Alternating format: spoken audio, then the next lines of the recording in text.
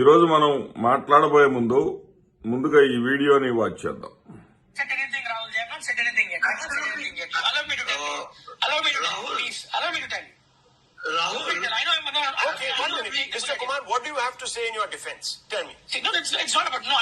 నేను తెలుగుదేశం పార్టీ అధికార ప్రతినిధి Arun Kumar. Crew fatigue element that you mentioned was the actual basis on which these regulations were laid out. And from the moment we know that there is something wrong that's happening with the Indigo where passengers were stuck, a war room was established as on immediately, and the ministry, including the senior staff, was stationed there. Were monitoring an R2R experience. And today, the priority of war room is to evacuate all the passengers to their respective destinations from the airport where they're stranded for days together. It's absolute inconvenience to women, children, and senior citizens. And so, with the ministry's acceleration towards this process, we are actually evacuating from the airports to their respective destinations. That's the first priority now. And I'm sure whatever you're talking actually makes sense about... Mr. Varun Kumar, Mr. Varun Kumar, you create the situation. You create the crisis. Then, instead of addressing it through accountability, you're looking for quick fixes.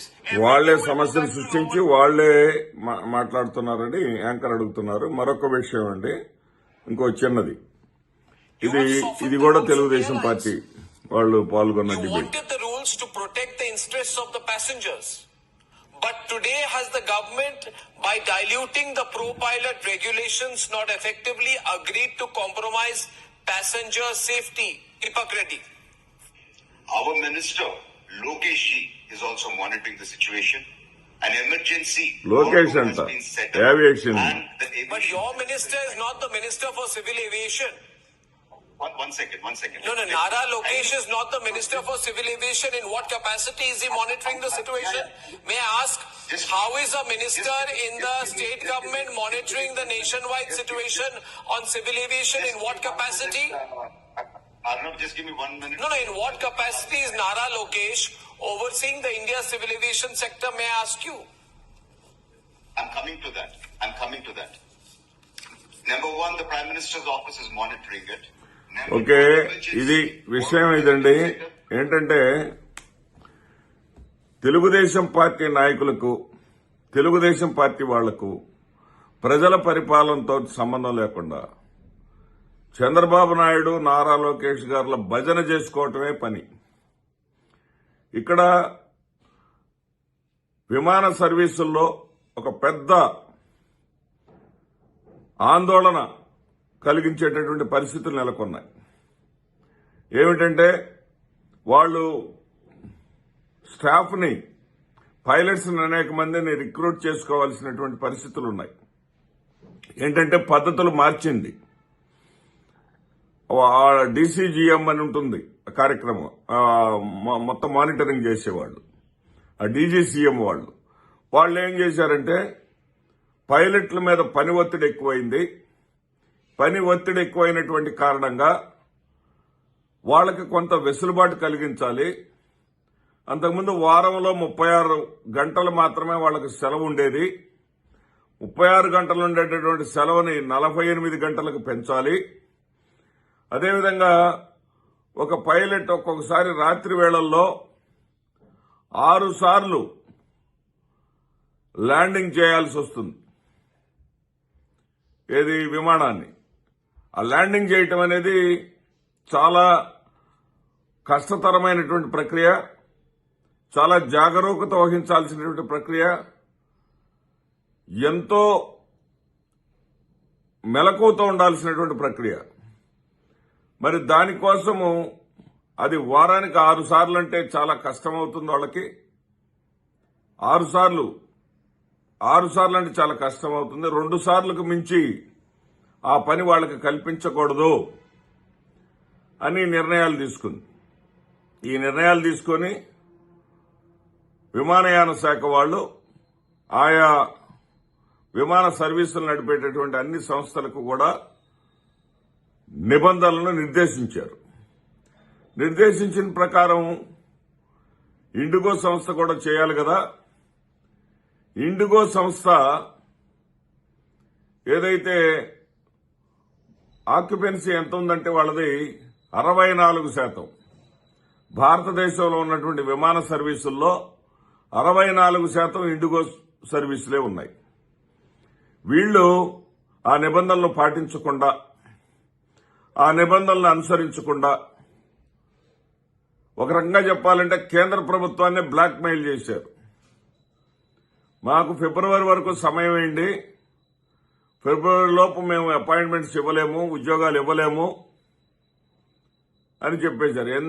వీళ్ళు ఏ స్థాయిలో ఉద్యోగాలు ఇవ్వాలంటే కనీసం 30% మంది, ఇప్పుడున్న వాళ్ళకి అన్నా ఎక్కువగా 30% మంది పైలట్లను రిక్రూట్ చేసుకోవాలి.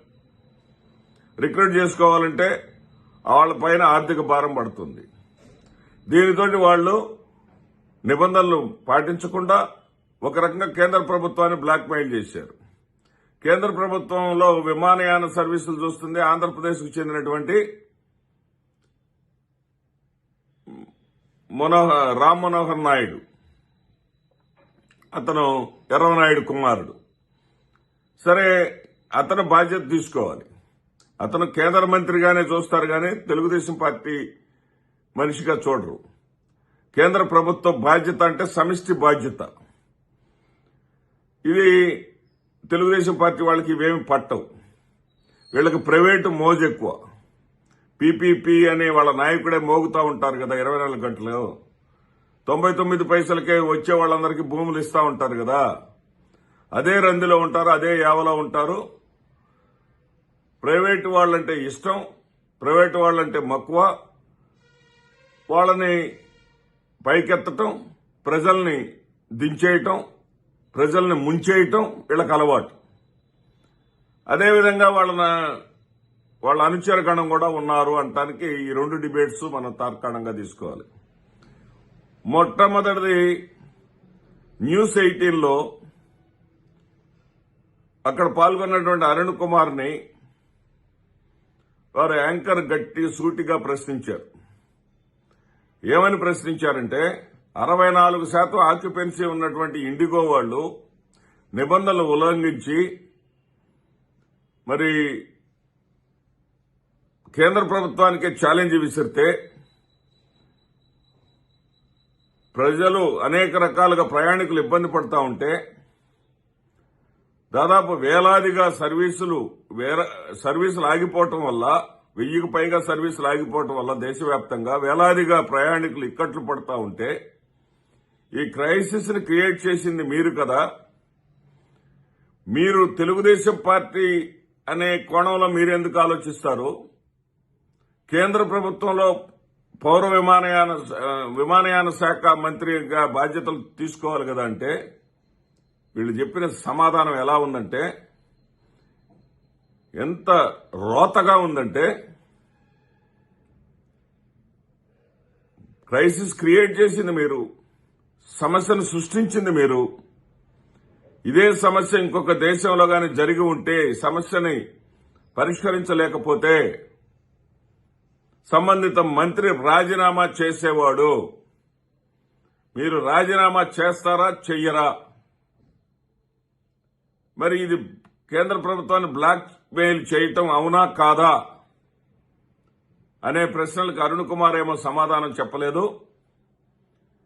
మరి రిపబ్లిక్ టీవీలో నిర్వహించినటువంటి దాంట్లో దీపక్ రెడ్డి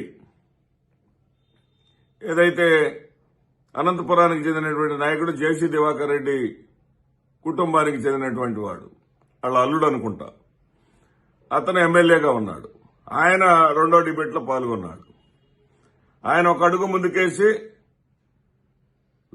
లోకేష్ జీ ఈజ్ మానిటరింగ్, లోకేష్ గారు మానిటరింగ్ చేస్తున్నారు అన్నాడు. వెంటనే అరుణ్ గోస్వామికి చిర్రెత్తుకొచ్చినట్లుంది. Who is Lokesh, on what capacity he has been monitoring అని ప్రశ్నించాడు. అంటే ఆంధ్రప్రదేశ్లో ఉన్నటువంటి పచ్చ పత్రికలో, ఈ పచ్చ పత్రికలు, పచ్చ మీడియా, పచ్చ ఛానళ్లకు ఇంటర్వ్యూలు ఇచ్చి అలవాటు పడిపోయినటువంటి వీళ్లు అక్కడ కేంద్ర ప్రభుత్వం నేషనల్ మీడియాకు సంబంధించి ఆంధ్రప్రదేశ్ యొక్క చేతగానితనాన్ని, ఆంధ్రప్రదేశ్లో జరుగుతున్నటువంటి అరాచకాన్ని, ఆంధ్రప్రదేశ్లో జరుగుతున్నటువంటి భజనని అక్కడ కూడా బయట పెట్టుకుని నవ్వులు పాలయ్యారని చెప్పాలి. ఏ కెపాసిటీతో లోకేష్ ఈ మానిటరింగ్ చేస్తారు అంటే దానికి లేదు మానిటరింగ్ చేసేది పిఎంఓ ఆఫీసేనో, కానీ సంబంధిత శాఖ మంత్రి తెలుగుదేశం పార్టీకి చెందినవాడు కాబట్టి ఇక్కడ కూడా మేము వార్ రూమ్ ఏర్పాటు చేశాం. ఆ వార్ రూమ్ లో క్రియాశీలక పాత్ర వహించారు లోకేష్ గారు అని చెప్పే ప్రయత్నం చేశారు. అప్పుడు ఆయన అడిగాడు సూటిగా, ఆయన టీడీపీ మంత్రా భారతదేశానికి మంత్రి అని చెప్పేసి అడిగారు. సిగ్గుతో తలదించుకున్నారు వీళ్ళకి సిగ్గు ఎగ్గు ఉండవనుకోండి, అది వేరే విషయం. వీళ్ళకి ఎంత భజన తెలుగుదేశం పార్టీ కోసం పనిచేయటం తప్ప ప్రజల కోసం పనిచేయటం చేతగాని వ్యవస్థని వాళ్ళు డెవలప్ చేస్తా ఉన్నారు. దీనివల్ల ఆంధ్రప్రదేశ్ రాష్ట్రానికే కాదు భారతదేశానికి కూడా నష్టం జరుగుతోంది అని ఈ డిబేట్స్ ద్వారా మనకు స్పష్టమవుతుంది. మిత్రులారా, ఆలోచించండి.